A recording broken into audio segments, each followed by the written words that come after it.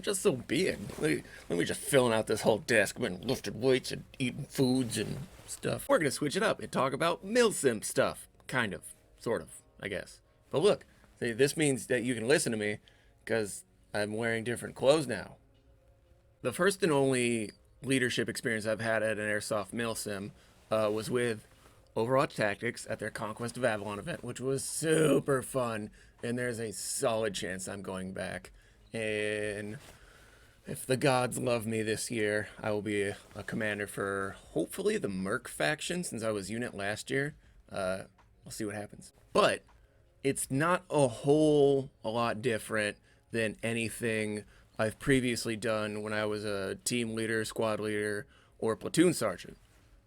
There's some semantical, I don't know if semantical is right. There's a few things that you want to change here and there because you have to understand the dynamics of your position, which can differ from event to event depending on what's going on. So I'm throwing this together to kind of help anyone out that is either going to be a leadership position of their first time or who's kind of done it before and maybe they get something out of this. I don't know, maybe I'm squeaking out my tutor. Who cares? I'm doing a video. Throughout the video, I'm going to use the term unit because I don't know what size element you're going to have. So I don't know if you're going to be a faction leader of like 200 dudes or a team leader of like 4 guys or I don't know. So I'm just going to say unit as an ambiguous term that means the group of nerds you're in charge of. In my opinion, my personal opinion, a leader in a Milsim Airsoft event really has 2 main objectives. And in my opinion, the primary objective is to make sure all the players you're in charge of in that group are having the absolute best experience that they can. They paid for a specific experience, so you as a leader, depending on the dynamics of the event and what your arrangement is with the promotion, you as a leader, I think, have an obligation to make sure that those players have the best time that they can, because the secondary objection you have as a leader is you're sort of like, not really a liaison from the promoter to the players, but you kind of represent them because you're in a leadership position. So if you're a squad leader, a team leader, if you're in a leadership position of Milsim and your group, your unit has a bad time, that's going to reflect poorly on the event host. So they might not come back. That's going to be so if homie over here loses money because they had a bad time, my opinion, that's your fault. So if dudes email Soto, who owns Overwatch Tactics, and say, hey, Caber was a terrible leader, I'm not coming back, that's my fault. I lost my friend revenue I don't think that actually happened. I actually think everyone's going to come back because they freaking love me. But your 2 main objectives as a Milsim leader is to make sure, first of all, make sure that everyone's having a great time, because secondly, you're there to represent the event host. How you make sure of that is kind of the whole meat and taters of most of this video. So I'm going to go over kind of some military, some army style leadership terms. I think the Marines might have some different words for it here and here, but the concepts I'm going over are based in what I did and what I learned as an army, up to an army platoon sergeant. It's really all about organizing and distributing. That's kind of it. There's this thing called SMEAC. It's SMEAC, SMAEC. It's situation, mission, execution, administration, and communications. So situation is like your enemy forces, your friendly forces, neutral forces, stuff like that. Your mission is going to be basically what you have to, like, the who, what, where, when, how. So it's the mission, like what the task you're supposed to perform, and kind of like the standards that you have to perform it in. Execution is going to be like a commander's intent if you're at a high enough echelon or a high enough level that you have a commander's intent. So like, hey, here's your mission, but remember, my commander's intent in charge of, this 100 or 200 dudes is to make sure everyone has fun, no one breaks the rules, blah, blah. So that's like it's like your standing order, like your first general order kind of a thing. Also under execution is usually like your assigned tasks, roles, and responsibilities. Execution is kind of like the task org of what you're doing. So it's like, hey, we have to go take this objective. So here's what we're looking at. So I want this fire team or my machine gunners or my weapons platoon. You guys are going to go here. You guys are going to do this. So the execution is like, all right, here's the plan. So the mission is what you have to do. The execution is how you're going to do it. Administration, so usually administratively it's written as administration / logistics, but they left the logistics out, so it's SMEAC is a cooler acronym. I don't know.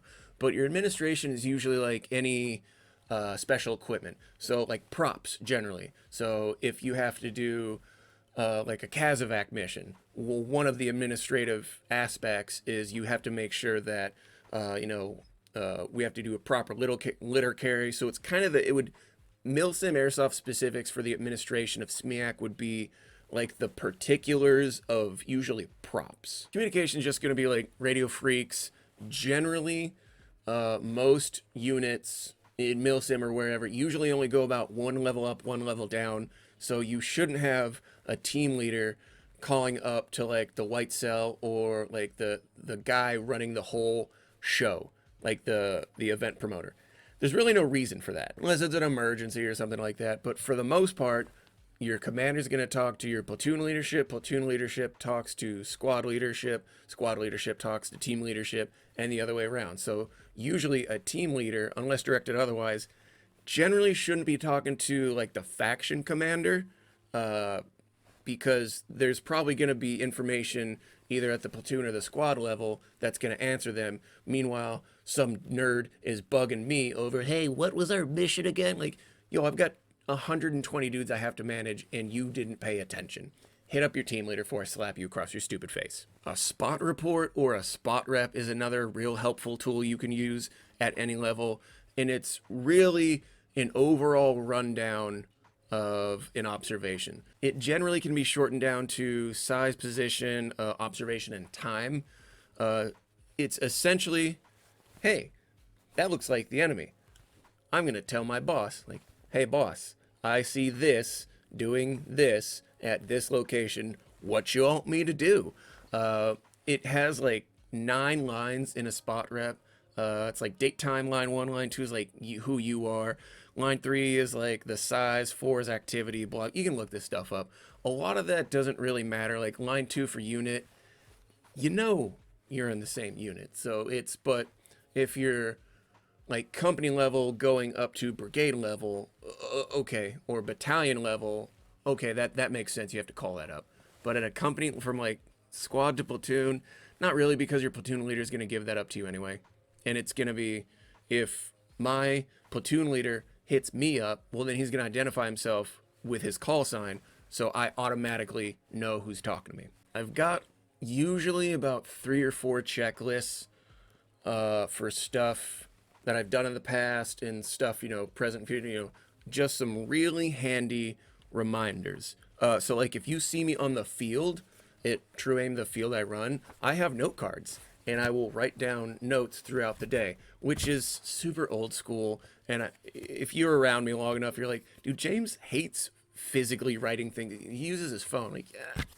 Except when it comes to this leadership thing, when I do like management level stuff, I go back to the Army days where I just used to write stuff on 3x5s. 3x5s, super handy, because they fit in your pocket.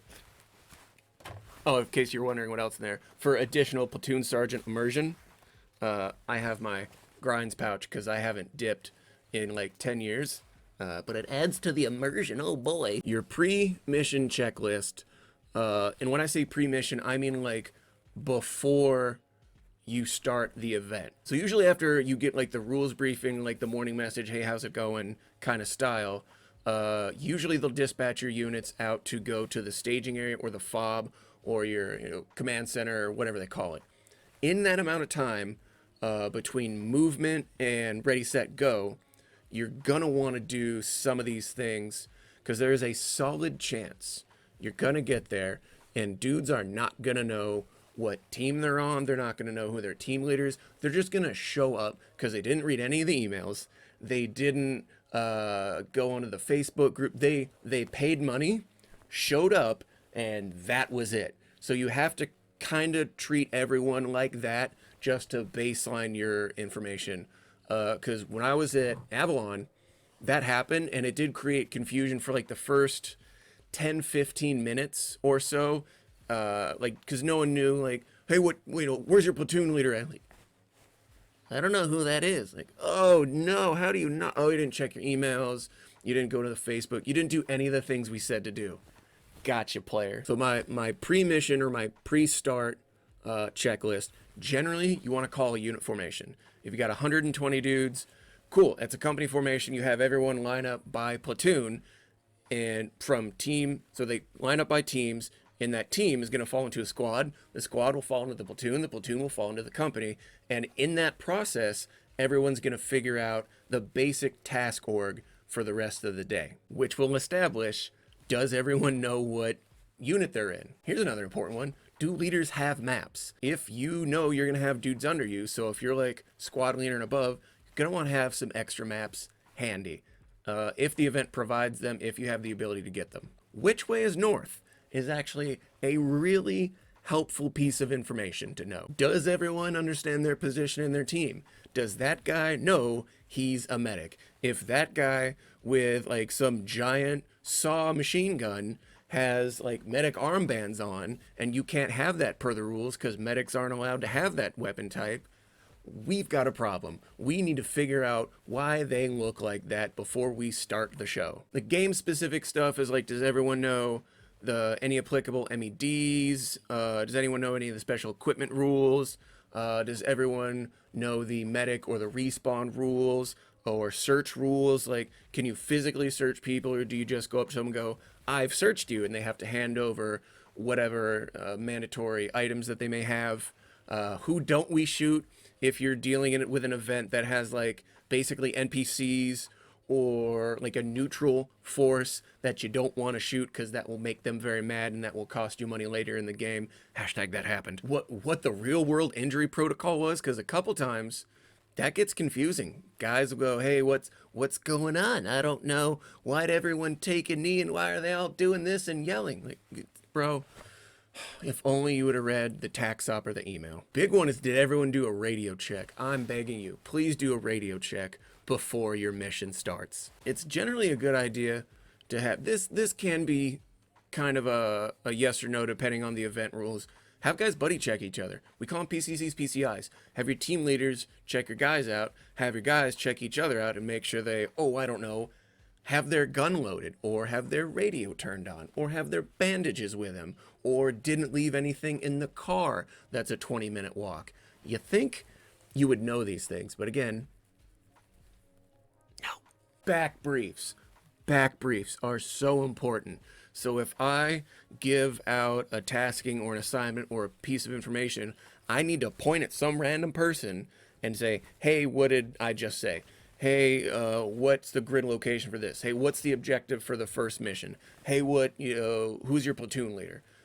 Ask people. That usually, I think in the like the adult teaching world, they usually refer to that as like push pull. Basically, in the Army, we sometimes we refer to it as a back brief. Other cert branches may have different names for them. Army call them back briefs because you are briefing back the information that was presented to you. If you're like a faction level leader, if you're any level leader and you're not able to perform those tasks, hit up whoever is above you in your higher echelon and be like, hey, can we get like a 10-minute admin period so I can basically tie my guys' shoes for them? You might have to do that. Let's be real. You might have to do it. If you've worked in any job, it doesn't matter what job, if you've been in a leadership position at a coffee shop, you understand some people are just born stupid, and there's not a whole lot you can do about that except try and cram like 4 words into their face to get them to remember these 4 words. Like, don't do this, jerk. When you've been given a mission, typically if you're command level, it might come down directly face-to-face from your white cell guys, or directly from the event promotion itself, like whoever your little liaison is, or it might come over the radio. There's a bunch of different ways you might receive a mission. You're going to want to write it down. I know that's going to sound crazy, but trying to remember that after you've got about a dozen other things going on that you're trying to juggle as a leader is going to drive you crazy. You're going to pull your hair out. Carry 3x5 cards. They're so useful. If you want to get real fancy, you can get like these, like the Write in the Rain pads. So these are basically waterproof pads. You can get waterproof pens as well. So like if you're playing in an AO and it's not a beautiful spring day, if it's snowing, if it's raining, yeah, you can't take a regular 3x5 card with a standard ink pen because this is going to get destroyed and then you're going to feel extra dumb. So you might want to invest in some Write in the Rain stuff. After you've written it all down, try to organize it into that SMEAC format as much as possible, or just give it some sort of organization. Now, granted, you might not have to do that because that mission may have been given in an organized fashion, or they might have just like thrown you a bunch of information just to kind of like make it fun to stress you out a little bit. It depends on how they give you the mission. But if, as much as possible, write that mission down, everything you can, reorganize it into something that's palatable for your brain that you can then disseminate out to your guys or gals. Again, this is going to sound crazy. You need to decide who you're going to assign that mission to, give it out over the radio in a clear voice, and kind of consolidate a mission briefing. If it's over the radio and you have to like give it out now like it's a hasty mission or it's just like a frago or something like that, how many players are you going to need? Where are they going? What do they got to do when they get there? How do they win the mission, and what do they do after? So for example, like red 3, this is red 6, move your element to grid 1, 2, 3, 4, secure building with a red roof. Once you have secured that building, contact me for further. Boom. That's like a tweet, essentially. If it's any more than a tweet, it probably shouldn't be put over the radio, or you might want to try and think of a way to cut some of the fat out of that. After you've given a mission, and this is big, because you'll see a lot of guys that will just give out a tasking and forget it. So if you can be like, if you've done dispatch work, if you've been in RTO before, or if you've played StarCraft, those are going to be really helpful skills. Yeah, shooting, moving, cool, Gucci gear, whatever, cool. None of that matters from a command and control perspective, because once you give a task with a limited amount of resources, you need to track those. So if I tell first platoon to go do this and an hour goes by and I haven't heard anything, that's your fault as a leader, because you're not effectively managing your resources. You got to find a way to organize what units are available to be tasked and who's been tasked out, which again, note cards, real helpful. I try and get sit reps from my units that have been tasked out, like 10-15 minutes, depending on like kind of what the mission is, but in a fairly frequent manner. You just don't want to give out a mission and be like, all right, let me know when you got that done. If you have to go 100 yards away, it shouldn't take 30 minutes. Like, hey, go Kazovac that one guy that's 100 yards north of here. Okay, that shouldn't take until lunch. Don't assign a unit a task and then just wait for them to finish. How many players are they using? Do they need support? Are they being engaged? Can you take some players that they're not using and redirect them somewhere? So if you've got 50 guys, you only need 20. Well, that's 30 bodies that aren't doing anything. Let's make sure that they have fun and they're being engaged somehow and redirect them to support someone else. If you've got dudes standing around at a milsim, they might not be having fun. Remember what your primary objective is. These dudes got to have fun. Because if they have fun, they're going to want to come back. And if they're going to want to come back, you probably get to be the leader again, and you probably get in for free. And now you've figured it out. After a unit has performed a task, you need to know if you have another mission for them, or are they even ready for another mission. So if they expended all their BBs, or if they're, they need a break or they're gassed or whatever, give them a 10-minute break, have someone in that element keep time, like an RTO or a squad leader, keep time. After the break, have someone come up to you and be like, hey boss, what do we got? Nothing yet. So if you guys can stand by as QRF, you guys can just sort of reinforce the perimeter of the command center, do that. Or, hey, 4th platoon is getting engaged, west of here on their mission at grid vicinity, this. I need you to go reinforce 4th platoon or swap out with them. 4th platoon's been trying to do this for 30 minutes. They're low on BBs. They're tired. go relieve 4th platoon, send 4th platoon back here to take a 10-minute break. I started creating this thing called a Milsim Leaders Handbook. I don't know, maybe one day I'll sell it or just have it as a free download. I don't care. But it would theoretically be in something like this in like a Write in the Rain notepad. So again, it doesn't get destroyed. It has, the SMEAC stuff, spot report, the checklist that I was talking about, and all these other different checklists. Here's the important part, is kind of the note section. So here's your first mission. This is where you would write down and annotate all your first mission stuff, the time you would receive the mission, the unit you assigned to it, the time you assigned to them, and then you'd fill in your first through, third sit reps, and then just keep getting them as follows. Then you'd write your mission complete, or your RP time down here, or your mission complete time, and then notes, and then the same thing, mission 2, same thing. You don't even need me for this. You can write all this down in a notepad or on some 3x5 cards, and you could just keep this in your top. I'll usually keep blank 3x5s in this top, especially for Milsim Day. I'll keep them right up in here, and you should usually have a pen in your sleeve, so that way, especially Milsim Day, it adds to the immersion. Boo, boo, boo, boo. But even when I'm running management ops on my field that I manage, I keep 3x5 cards on me. I have my little Speed QB chest rig, and I have my radio in there. I have 3x5 cards in there. I have a chrono in there. I've got some pens in there, so I can stand back from what's going on, from what my guys are doing or how the field's being run, and I can stand back and go, okay, I need you. You're not doing anything. I need you to go help chrono. Okay, we don't need this line. There's like one more person in this line.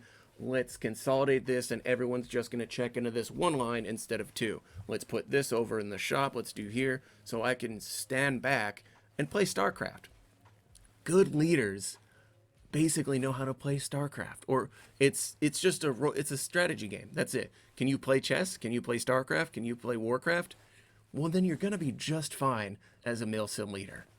Just relax and play the game. Now, the big question is, well, you're saying, do all these management things. Bro, when do I get to play? It's kind of whenever you want. So I had an XO that sometimes I would turn things over to him, and I would just go run, 15 minutes, go run a mission with, just fall in somewhere, or just kind of do whatever I want, run around and shoot. But also keep in mind, I'm not crazy about playing. Like, it's not really what drives me in airsoft. It's not really what makes me playing's fun, and I'll get some footage, and it'll be great for videos and all that. But I would rather, I'm a dad. All right, let's use this analogy. I'm a dad, literally and figuratively. So like, you'd go to Chuck E. Cheese as a kid. Is that a dated reference? Or Incredible John's Pizza. You would go to an arcade or somewhere fun as a kid. Fair, whatever. I don't know what you crazy kids are doing these days. And dad would just keep giving you money, and just to make sure you had fun. Dad wasn't really playing any games. He would just sit down, drink his beer, watch football, enjoy the day, and enjoy knowing that his kids were having a great time, and he was facilitating that great time, and that was good enough. Dad never really cared too much about video games. Maybe play one with you here and there. Dad just wants to make sure that his kids have fun. That is my philosophy with airsoft. I would rather make sure that the people I'm in charge of, or especially at my field, I would rather make sure that they're having a good time before I grab a gun and just go jump in some pickup game, or jump in with this platoon on a mission. I might do that here and there just because that's going to add to the fun. Like, oh sweet, the commander's going with us. Yeah, let's freaking go. Let's go. But what really drives me is to know that I can manage 120 some people effectively in this space playing this game, and everyone, or mostly everyone, is having a good time. One thing that I think is equally important to remember is that you don't have any real power. So you'll see some videos online. I've seen a couple of them. I'll probably do some React stuff to them, where they go, you have to do what I say because I'm the commander. If you have to remind people of your position and authority, you never effing had it in the first place. I'm just being real. I had a scenario when I was at Conquest of Avalon. It was on day 2, and this guy, I didn't know he was this burned out. He just walked back and he was sitting down, and like our right flank was kind of collapsing. He was folding a little bit. So I rushed over and said, hey, can I get you guys to gear up real fast? I need you guys to beat feet over to the right side. And this dude just blew up. Just F this, this is happening. These guys aren't calling it. He just lost his mind. And his buddy next to him said, "Hey man, that's the commander. Like, you can't, like, he's in charge of things." And real quick, I was like, nope, nope. If he needs to take a break, let him take a break. This isn't a big deal. This is just a game. That's fine. Now, later, that guy did come over and apologize to me, and I gave him a big old hug because he lost his temper. Understandable, throughout the course of the day, tempers are going to flare up, whatever. But what I didn't do was go, "I'm the Milsim commander here. You got to do what I say." That's not going to get you anywhere in life. You have to build yourself up so that when you say something, people trust you, and not necessarily they don't question, but they have such a trust in your faith and abilities as a leader. They go, "Hey, if this is what this guy wants us to do, the last 2 missions were super fun and we smoked the guys that we went against. I mean, I'm down to do this again. This is what he says is to do. Good enough for me. Let's go. Where's the map?" Hope this helps. I hope this makes sense. Slide my DMs if you need anything. Wink. Caber, who the f*** are you, nerd?